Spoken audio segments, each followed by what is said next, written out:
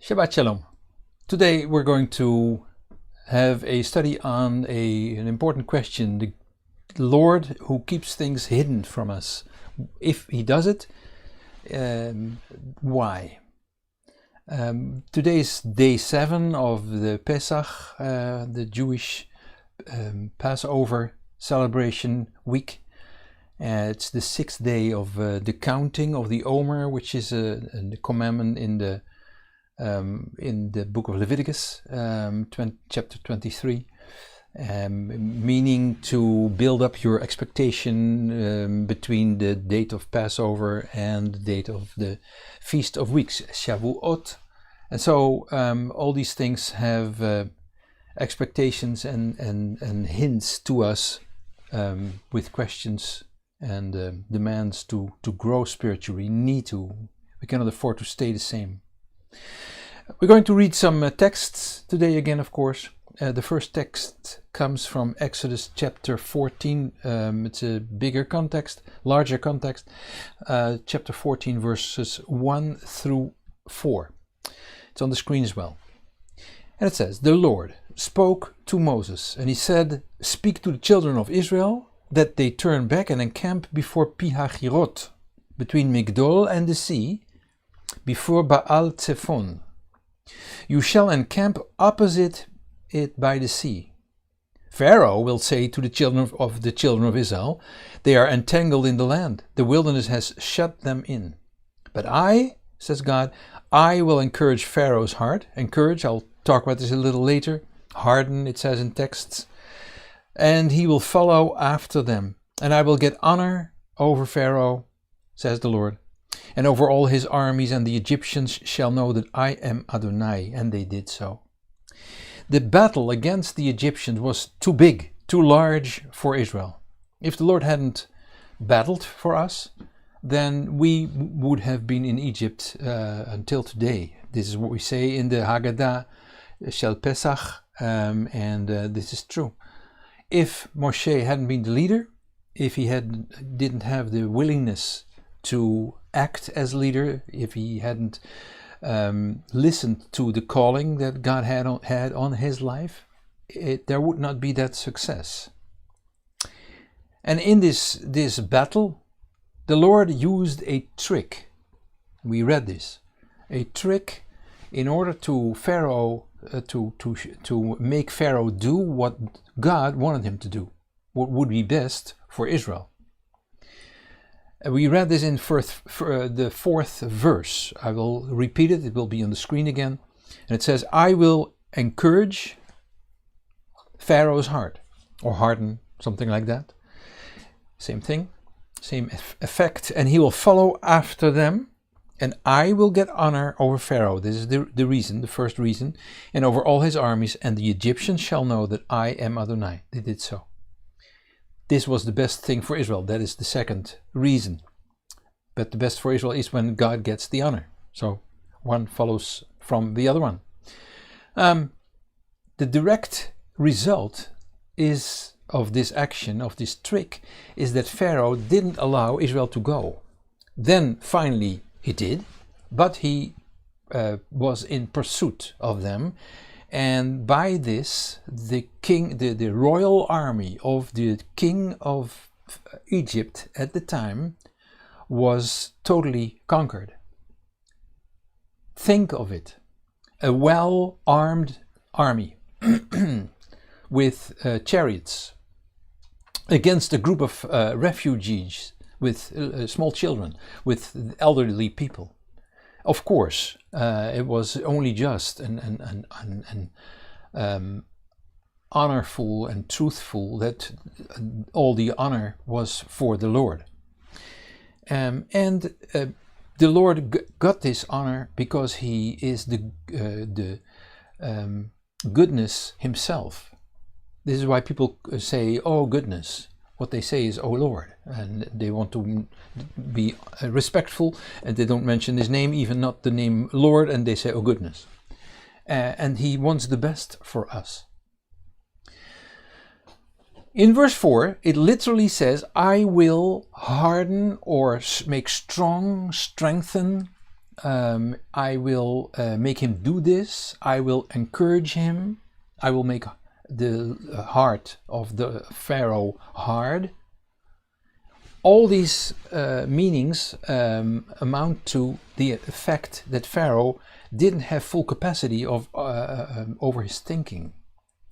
The capacity was gone because the Lord took over. This is what the Lord did with him.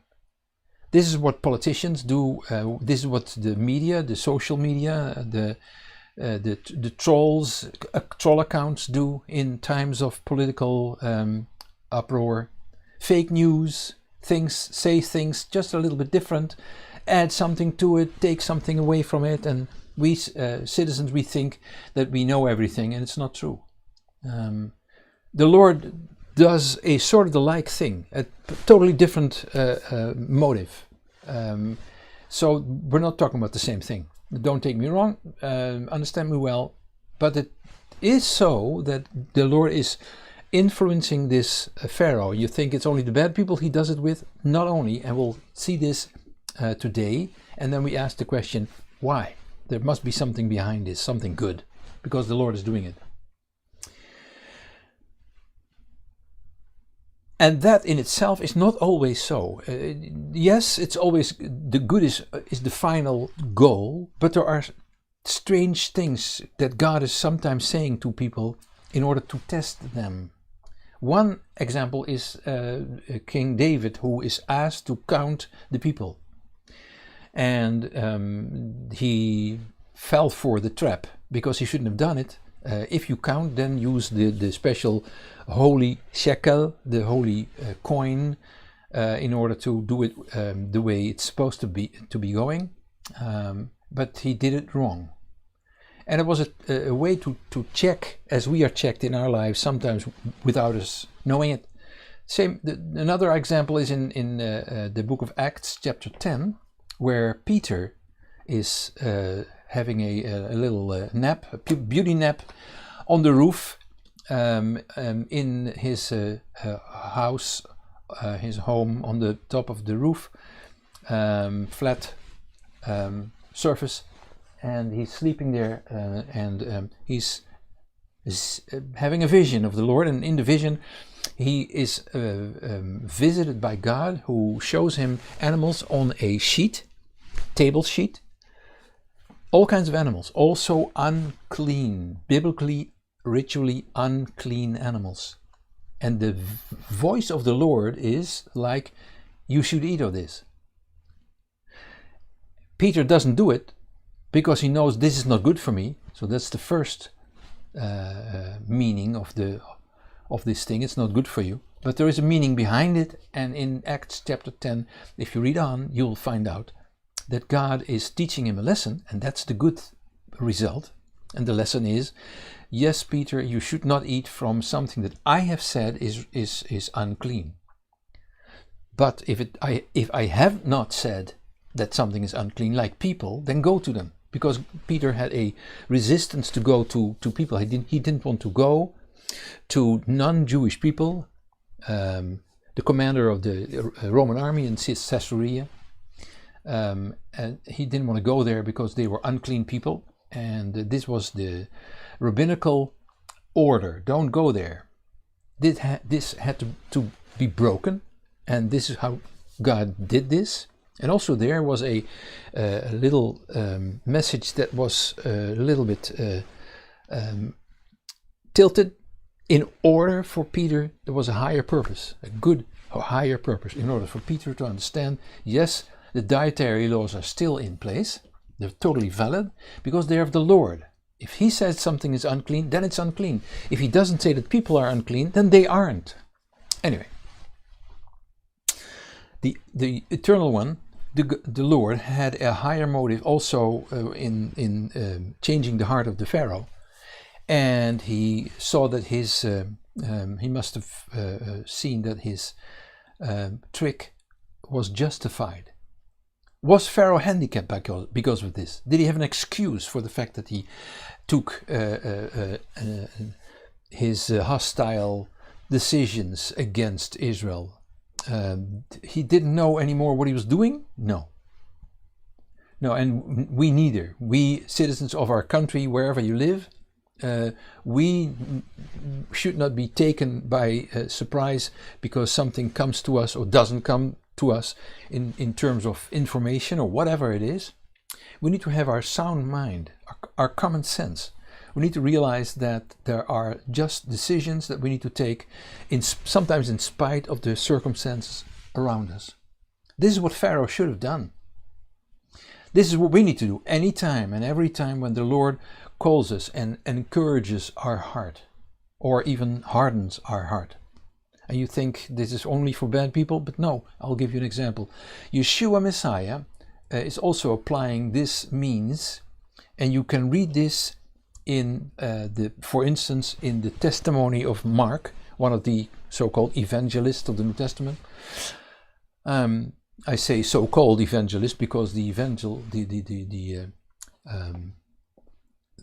good news in the Bible is already given a long time ago in the account that Moses gives us, and Mark is only giving his new addition.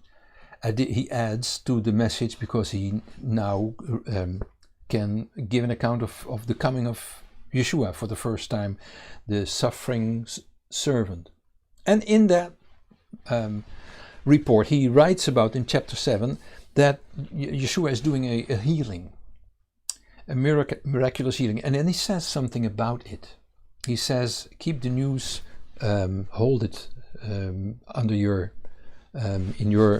with you, withhold it from the people. Mark 7 verse 36. It comes on the screen and I will read it to you. It says, he commanded them that they should tell no one, but the more he commanded them, so much the more widely they proclaimed it. This is what we call in English the Messianic Secret. This is what Yeshua wants us, his disciples, to have. Keep it a secret, and this has a purpose. We'll come to that. Mark 9. Same thing. We see that Yeshua is on a high mountain, and there is a visitation of Elijah, the prophet, and Moshe. Eliyahu and Moshe, Elijah and Moses, they meet Yeshua, and they have a conversation for people who are able to be in the kingdom that has come. This is how it's announced by Yeshua in Matthew 16 at the end. He says, there are people among you, you disciples, that will see the kingdom in all its glory soon. Now this happens, and in Mark chapter 9 it happens. It's also reported there, and people appear there in front of the disciples, people who have already died, but they live, and so this is what happens.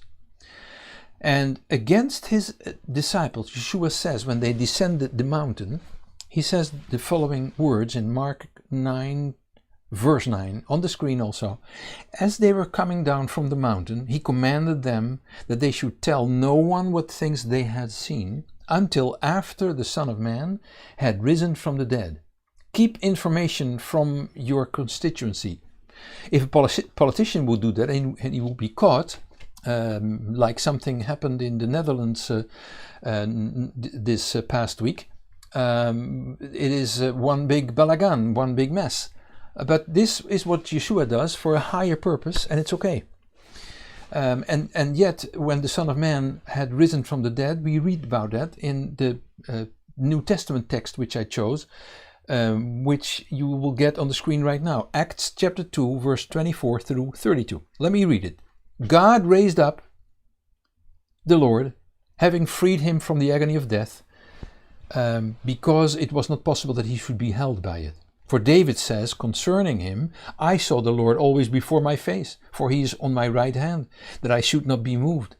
Therefore my heart was glad, my tongue rejoiced, moreover my flesh also will dwell in hope, because you will not leave my soul in Hades, in the underworld, neither will you allow your Holy One to see decay. You made known to me the ways of life, you will make me full of gladness with your presence. Brothers, I may tell you freely of the patriarch David, that he both died and was buried, and his tomb is with us to this day, his grave. Therefore, being a prophet, and knowing that God had sworn with an oath to him that of the fruit of his body, according to the flesh, he would raise up the Messiah to sit on his throne, he, foreseeing this, spoke about the resurrection of the Messiah, that neither was his soul left in the underworld, nor did his flesh see decay. God raised this Yeshua up, which we are all witnesses of. Some people think that this text means that Yeshua never died. And you see also here there is a cover, a veil for some who haven't seen in the spiritual realm. Yes, he died, and yes, he was risen from the dead. But this message is not so clear, and we see that it's given, and there are witnesses, and yet still people are having discussions about it. One day, Yeshua is with his disciples in the land of Israel, in the area which is called the Banyas, and he gives the keys of the kingdom of heaven to them, but he also gives them, he prohibits them something which is talked about in Matthew chapter 16 verse 20. It's coming on the screen, and I read it to you. Then he commanded the disciples that they should tell no one that he is Yeshua the Messiah. So much for evangelism, right? Don't tell about me. Don't talk about me. There's something that we need to declare, that we need to understand in this. In a conversation with his followers about his messiahship and what people would say about it, you see the same thing in Luke chapter 9 verse 21, also read by me, and you see it on the screen at the same time. But he warned them and commanded them to tell this to no one. Messiah is undercover. It's a covert affair. In order to what? What's the reason? In order to have us grow in our desire to relationship with him, to develop that desire. Also, we need to be ready for this. Sometimes evangelism is premature. Sometimes we think we have Messiah, and if we look carefully and honestly, instead of playing a game, he isn't there. We see this in the book of Song of Songs, Shir HaShirim, chapter 5, verse 1 through 6, where there is a song where Messiah speaks and the body of believers answers. First, Messiah. I've come into my garden, sister, my bride. Sister, my bride. It's a poem, it's a spiritual text, and so you need to see through the words. I've gathered my myrrh with spice. I've eaten my honeycomb with my honey. I've drunk my wine with my milk. Friends, eat, friends. Drink, yes, drink abundantly. See, this is not for Alcoholics Anonymous, because this is spiritual language. And don't take it too literal in the terms of the drinking of alcohol.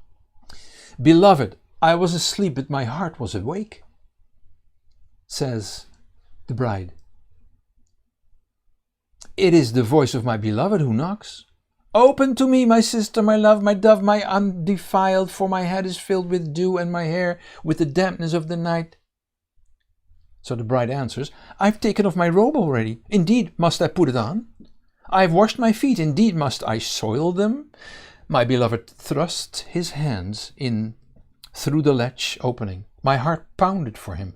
I rose up, says the bride, to open for my beloved. My hands dripped with myrrh, my fingers with liquid myrrh.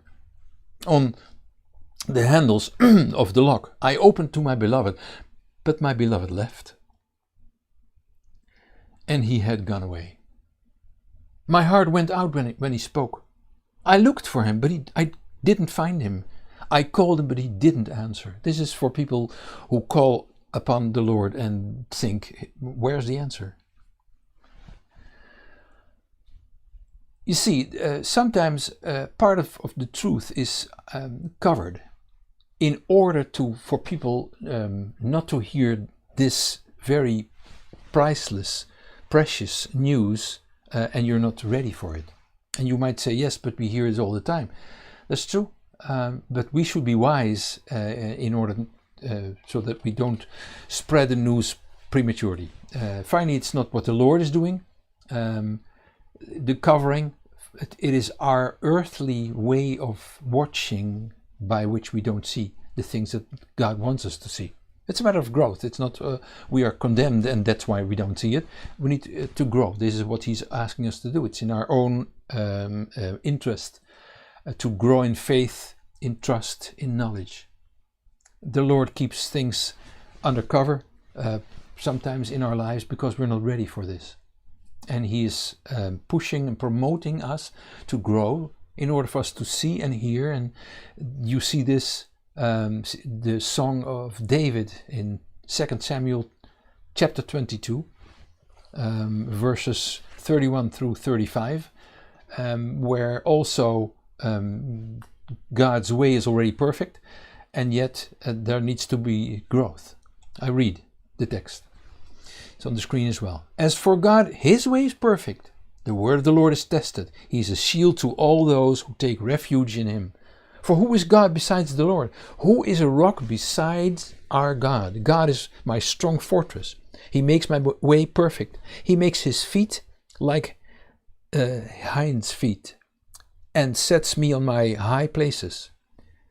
He teaches my hand, He is the teaching, to war so that my arms bend a bow of brass. The same thing for being ready for it was also part of the history of the tablets of stone, the commandment, the 10 commandments in stone. The first set of tablets was broken by Moses because Israel wasn't ready for it. And if you say, yeah, they were not ready, they didn't have the spiritual insight. Be honest, who is ready for acknowledging the law? Israel wasn't, because it takes effort in order to see the spiritual value of the law, the Torah. And but many people in the world have a too much an earthly understanding of what this law says. About the tablets, we read always in the week of Pesach, and in Exodus chapter 34, verse 1 through 4, you read this text. It's in the on the screen as well. The Lord says to Moses, "Chisel 2 stone tablets like the first, and I will write on the tablets the words that were on the first tablets, which you broke." Well done, Moses, that you did it, because you made disappear the words of the law, so that the whole shebang with the golden calf couldn't be held against them, because there was no law. Smart. But be ready in the morning and come up in the morning to Mount Sinai and present yourself there to me on the top of the mountain. No one shall come up with you. Neither let anyone be seen throughout all the mountain. Neither let the flocks nor herds feed before that mountain. So Moses chiseled 2 tablets of stone like the first, and Moses rose up early in the morning and went up to Mount Sinai as the Lord had commanded him, and took in his hand 2 stone tablets. In the Pesach week, we go back in time in order to understand and to realize what happened to us in history, to enjoy of all the beautiful things that took place, celebrating that Messiah came as suffering servant, died, rose from the dead. How is it possible that the Lord is able to do all this right at the moment that Israel is in misery, in captivity in Egypt, not being able to get out of it? And there's Moshe, there's Moses, ready to lead all of his people and people who come and join back to the land of Israel.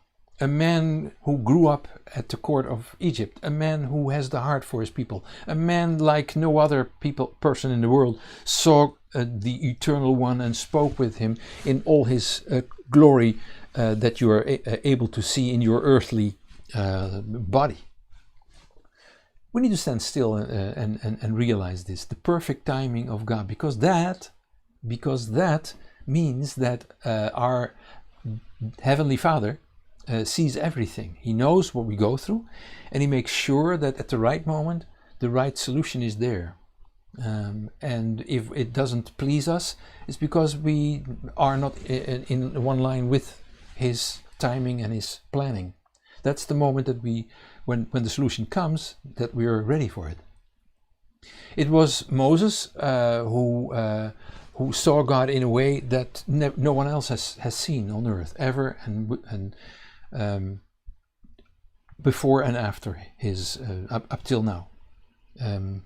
In Exodus 6 verse 1 through 3, and I will read the following verses a little bit later, you will see about this. We read about this. The Lord said to Moses, "Now you shall see what I will do to Pharaoh, for by his strong hand he shall let them go, and by his strong hand he shall drive them out of the land." God spoke to Moses and said to him, "I am the Lord. I appeared to Abraham, Isaac, and Jacob as God Almighty. But by my name Adonai I was not known to them." There is a plan, a very vast plan to save, to liberate Israel. And with that, all of humankind. And the soulmates who join. That plan is running before the time of Moshe. But read the following verses now. "I have also established my covenant with them to give them the land of Canaan, the land of their travels, in which they lived as aliens." So if you have ever wanted to see aliens, look at the Jewish people and you see them. That's what the text says, I think. Joking.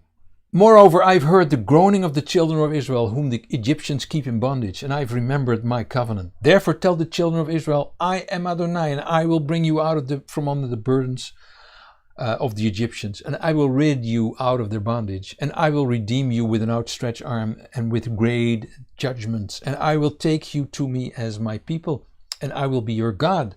And you shall know that I am Adonai your God, who brings you out from under the burdens of the Egyptians." So, the prohibition, the relationship,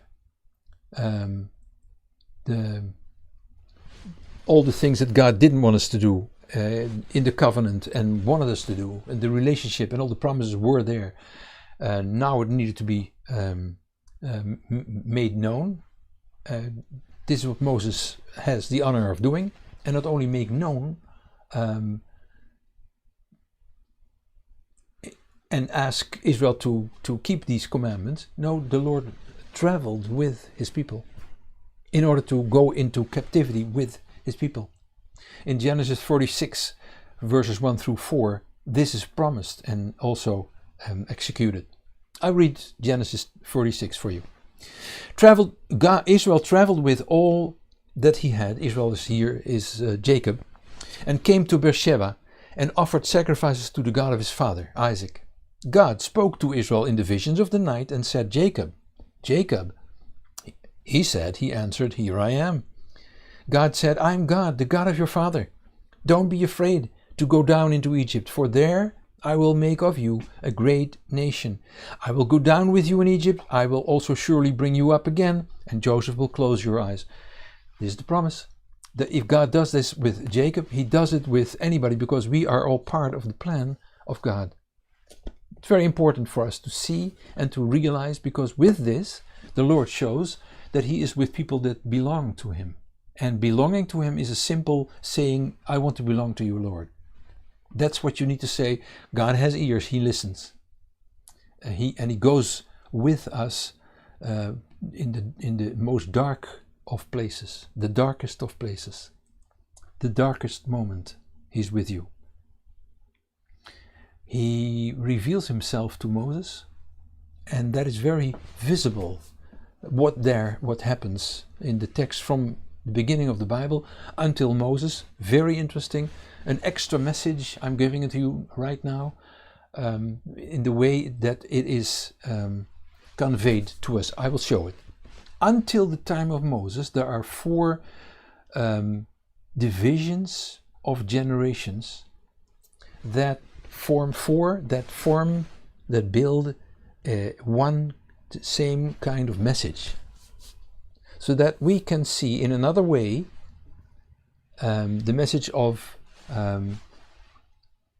God's presence in those generations. Compare it with Matthew, one of the evangelists, Matthew, about the genealogy of Yeshua. Quickly read in Matthew 1 verse 17, where he plays a trick, because it's not the genealogy that, in the way we do it today. It's biblical genealogy in order to convey a message through those genealogical lines. I will read it.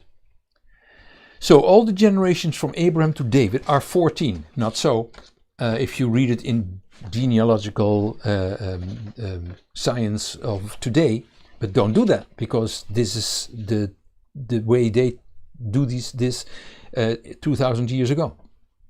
All the generations from Abraham to David are 14. Honor the text, and then you can take it literal. If you take note, this is really 14, then you're making a caricature of the text. From David to the exile of Babylon, 14 generations. And from the carrying away to Babylon to the Messiah, 14 generations. So there are 3 divisions of generations, and in those divisions you continually see the amount of 14 generations, 14 generations, 14 generations, 14, 14, 14. What is with 14? David is with 14. King David is with 14. He's there, and King David is the word, the name, the key for the Messiah who is to come. How is David in this number 14? Well, very easy, because the letters in Hebrew are the Dalet and the Vav and the Dalet. The Dalet is the 4th letter with the numerical value 4. The Vav, the V as in David, is the 6th letter, numerical value 6. And then the D again, D, V, D. 4 plus 6 plus 4 is 14. Simple. Same way, we see these 4 ranges, 4 divisions of generations from Adam to Moses. I promised I would show that to you. I'm going to do it now, like it is in the Bible, where the name of the Eternal One is made visible, like the name of David in the beginning of the Gospel, of Matthew. In Genesis chapter 5, we find the whole list of names from Adam until Noah, including Noah, in the last verse. I'm not going to mention the names, but I'm telling you that look at it and you'll find out that there are 10 generations. Remember the 10. That's the first division. Humankind before the big tsunami, the big flood. The second one starts with Shem, like the one who carries the red punchline of the Bible. We read this in Genesis chapter 10, verses 21 through 25. I'm giving you a lot of facts, but it all amounts to the same thing. God is visible and he gives messages, and sometimes he hides. The messages are hidden for us to find them. Easter hunt, they call it sometimes. And again, without calling all the names, 5 generations in that piece of text. Humankind after the flood, but before the building of the Tower of Babel. Then the third division starts with Rehu in Genesis chapter 11, verses 10 through 27. 6 generations. So 10, 5, now the number 6. Until Isaac, Yitzchak. Why Yitzchak? Arbitrary choice? No. It's because after Isaac, it's Jacob, who is called Israel. There's a clear division. The first one that is called Israel, and his people with him are going to Egypt, freed, which we are celebrating in the time of Pesach. That's the third one, with the amount of 6, the digit 6. Then the last one starts with Jacob and ends with Moses, and you'll read 5 names. Then we have 4 digits. Place them one after the other, and you get 10, 5, 6, 5 names. Count that, and you get the number 26, the numerical value of the name of God. Yud He Vav He, like the name that was made known to Moses. Those names of all those people, those 26 generations that are not the genealogy we would do today, but this is the way that the message is conveyed. These people carry, like flames on their heads, they carry on a different level, they carry the name of God as a collective item. That is the message of the message behind that is the Lord is in the business of restoring His presence in the soul of Israel and soulmates that was erased since paradise. It started with Noah. It started through Abraham, Yitzchak, Yaakov, Jacob, to finally Moses. Then the 26 generations were complete and the whole name of God became visible. The tree of life was not there, was not present anymore, was hidden from humankind. But to Moses, this tree, at least the symbol of the tree of life, is given back in the form and shape of the Torah, the law, as you call it sometimes. This is the reason why in synagogal services when we close the Torah scroll or bring it back to its Aron HaKodesh, we sing Etz Chaim Hi. This is the tree of life. Etz Chaim, the tree of life. Not only as Torah, but also as meeting with the Lord. Not in a vision, but in a real live situation. There is another interesting thing is that the name of God, in the way that God says, I have presented my name first as El, but with the name of Adonai, and so forth. When God speaks to Moses about the revelation of his name, he is playing with his name because there is a message hidden inside. The first letter of the name El, or Elohim, is the first letter of the Bible, the first letter of the Hebrew alphabet, the Aleph.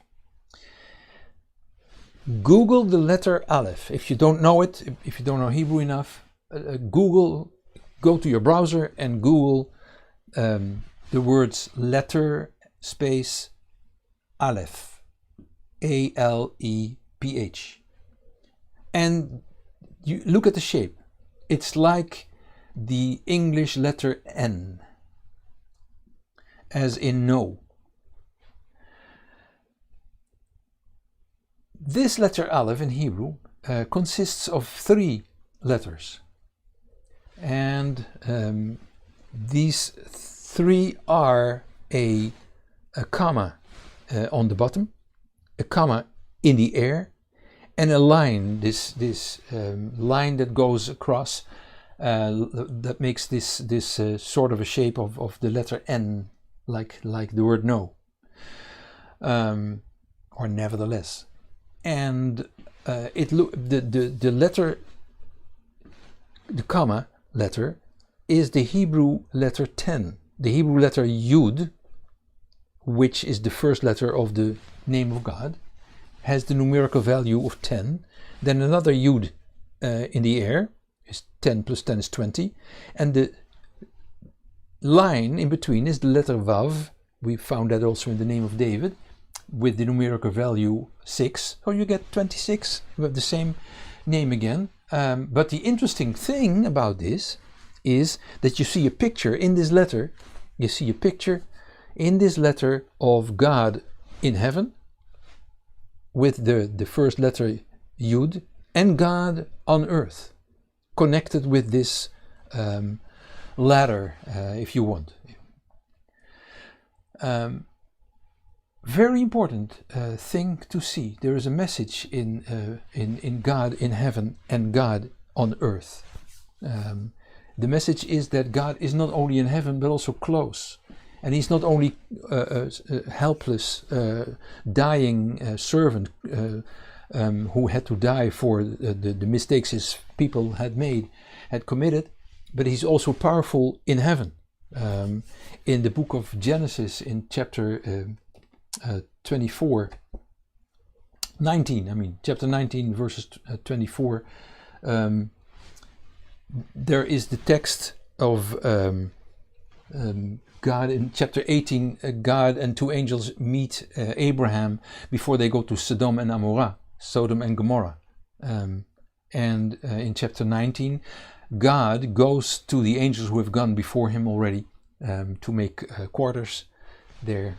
He goes, he joins them, and then he throws, this God who sat at the table of Abraham and ate, he throws fire and sulfur on those cities there from God in heaven. God did this from God in heaven. And clearly the text talks about God on earth and God in heaven, literally. There is something hidden about this because it's not easy to understand that God is on earth and in heaven. It's almost like Messianic Jews and Christians are making God of a Jewish person called Jesus, Yeshua. But at the same time, the Bible is teaching us that God can be in heaven and on earth, yet being one. Miracle? Yes. Easy message? No, not easy. It's something undercover. It's kind of a thing, not easy to understand. But this is the way God is conveying this to us. So it's this letter Aleph, this first letter of the Hebrew alphabet, is a picture of God in heaven and on earth. A simple explanation of the fact that God is one. He's Father in heaven and Son on earth. It's a way for the Lord to show us that He doesn't let us just do it ourselves and find it out ourselves. He's with us. You read it in the beginning of the letter to the Hebrews, and I will read that to you as well. It's on the screen. God has in the past spoken to the fathers through the prophets at many times and in various ways. But at the end He spoke through the Son. The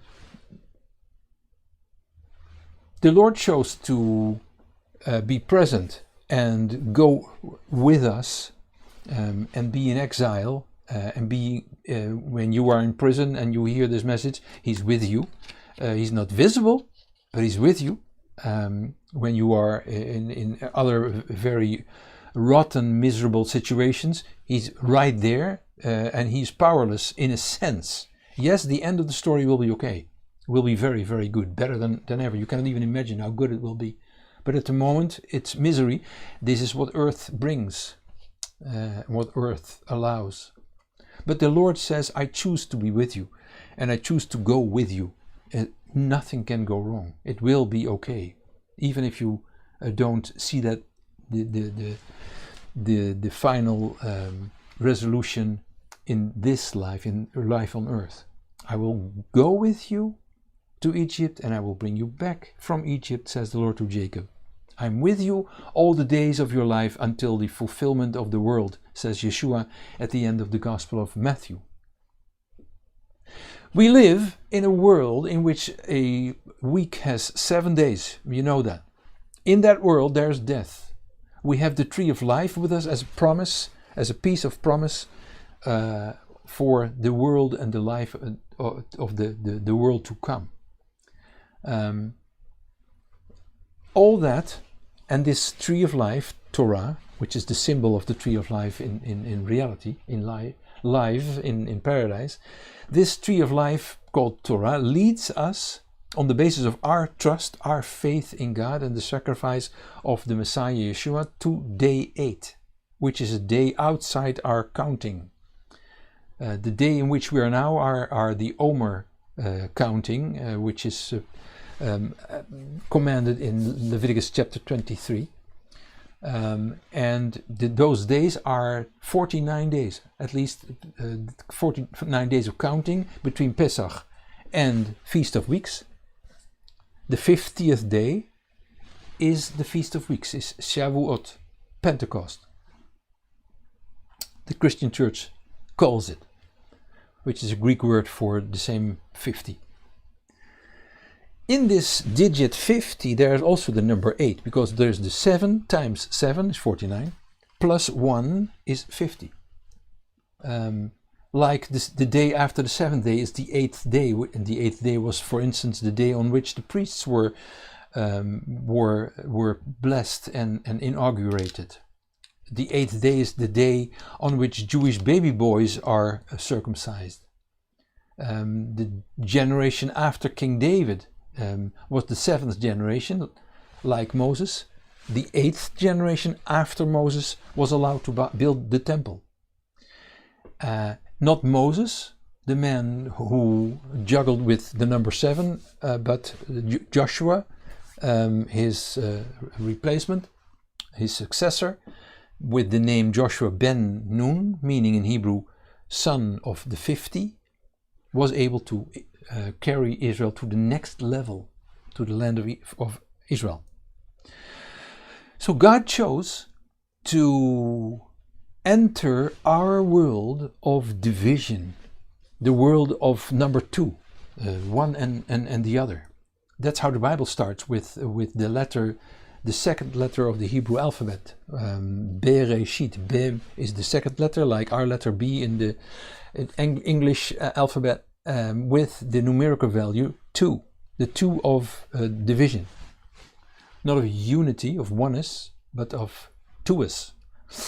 The 2 stone tablets are an expression of this. The Lord took a shape and form to come to us, meaning in the body of Messiah, Yeshua, and through it looks like he's divided himself. It looks like there's 2 of them in heaven and earth, but he is one, and he can project himself into a body in order to be here and be here live and really, realistically. But he is one, not 3 persons, one, and he makes us one. His name shall be one. And we sing this at the end of our synagogal services, a text which says, V'ne'emar v'haya Adonai lemelech al kol haaretz, bayom hahu yeya Adonai echad ushmo echad. In Zechariah 14:9, where it says, and it is written, God, Adonai, will be the king of all the earth, or of all the land. On that day, the Lord will be one, and his name will be one. So we are divided. There is division in this world, in all levels and all situations that you can imagine. The Lord divides himself into Father and Son, speaks our language, understands our situations, our pleasure, our misery, in order to bring himself to this oneness again, as Zechariah is expressing, and making us one again also. The prophet Ezekiel needs, at one point in his ministry, takes 2 sticks in his hands, making it into one, and showing that division will be finally will disappear and will develop into unity of the northern and the southern kingdom of Israel, into the unity of Israel again. This will happen, he says. Those 2 will be one. We need to love God with all our heart, our soul, our spirit, our power, our strength, because we should not be divided in our love and in our dedication to God. There should not be space for division. What is the absolute culmination of God's revelation in the history of humankind? I think, you can differ of opinion, but hear me out. I think it's the meeting at Mount Sinai. That is where the conditions were shaped and were created that made it possible for Israel to go to the Promised Land, to be protected in the process, for Messiah to be born out of his people, and to do his work there. This meeting was of utmost importance, this revelation at Mount Sinai. That's also the moment where the way through the 26 generations was completed. That is where the Lord revealed himself as he hadn't done to the fathers Abraham, Isaac and Jacob. On that revelation at Mount Sinai, the whole Bible is founded. Our services each week in our synagogues all over the world are based on it. They are a mirror of that what took place at Mount Sinai. They are the services in our synagogues are a mirror of what took place in the temple, who is a mirror of what happened to Mount Sinai, which is repeated in the first place by the tent in the desert, the Mishkan. So there's a whole way and whole process how this is done in order to reveal step by step the soul, the collective soul of Israel, to understand, to worship in spirit and in truth, and to open spiritual eyes. To keep that holy moment, the moment on which we were close to paradise when we were at Mount Sinai, in the feasts during the week, not so much as on the Shabbat, and especially on the feasts, we are close to what happens in heaven. In fact, that's where the heavenly temple is situated. The Lord has these 4 divisions of genealogies, lines of birth from Adam to Moses, revealing God in the number 26. And those 4 generation divisions were, as it were, the door through which the Lord appears on the stage. 4 generations. It's the 4th letter of the Hebrew alphabet is the letter D, Dalet. Yeshua calls himself the Dalet because he also plays a part in allowing God to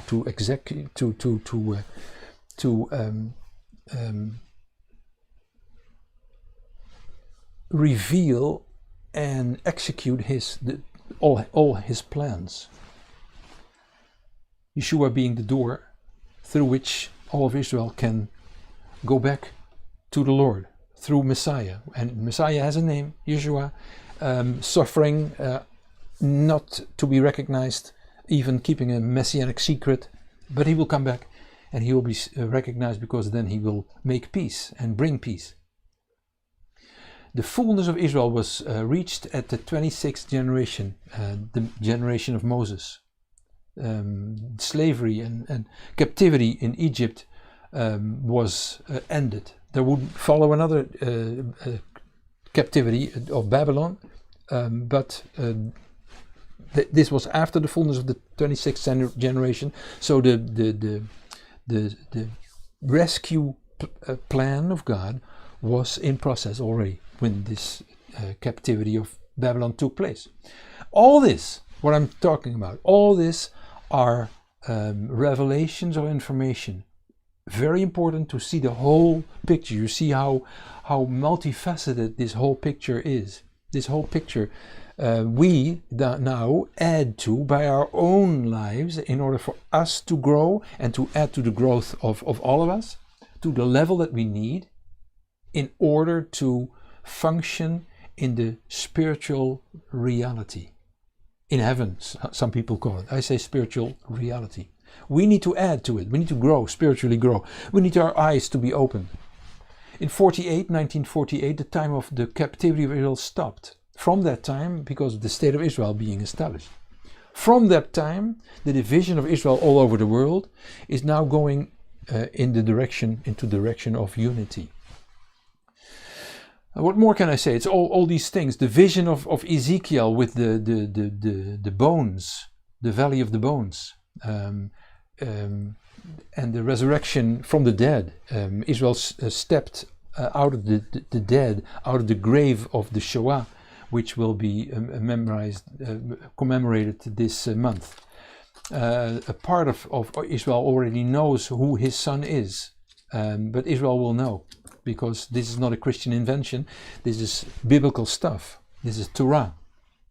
The fullness of the Gentiles is almost come to an end, and Paul warns against arrogance from the Gentiles against the Jewish branches. Don't do it, because otherwise you will be cut off from this olive tree. And he warns the Jews to believe in order to stay on the tree. Those two will be one. They are growing into unity. It's not there yet, but it's growing with different tastes of olives. So remember this Song of Songs. I opened the door for my loved one, but my loved one wasn't there, my beloved. He had disappeared. My soul went out of me when he spoke. I searched for him. I didn't find him. I called for him. He didn't answer me. And remember those words when you're alone and you are in a place where nobody hears you. But when you hear the voice of your Messiah, of Yeshua, don't harden your heart like the heart of Pharaoh was hardened. Think of the perfect timing of God. Think of our Daddy in heaven who sees everything. He knows what we go through, and he knows that he gives the solution at the moment that we are ready for it. The Lord is restoring his presence in the soul of Israel and the soulmates in a beautiful way, especially on the feasts like today. There is the opportunity to come closer to God. Use those moments. The more growth, the less is hidden from you. Let the special number 26, which has so much to do with God's presence and God's secrets and revealed secrets, let that special 26, number 26, become visible in you. The people look at you and they will say, my God, I believe that God is really speaking through you. Let people see what's living in you. Unless it's dangerous, don't throw your pearls for the swines. Be careful and take the hand of God. Don't walk alone. He's with you. He goes through all the pain that you can imagine and that you cannot imagine. He's there in order to accompany you to the place where everything is safe. I wish you a good Shabbat, a good week, the end of Pesach, and the beginning of the next weeks of counting until we come to the next feast and the next opportunity to come closer again to God, because He wants to be found, and we want to be found as well. Shabbat Shalom to you.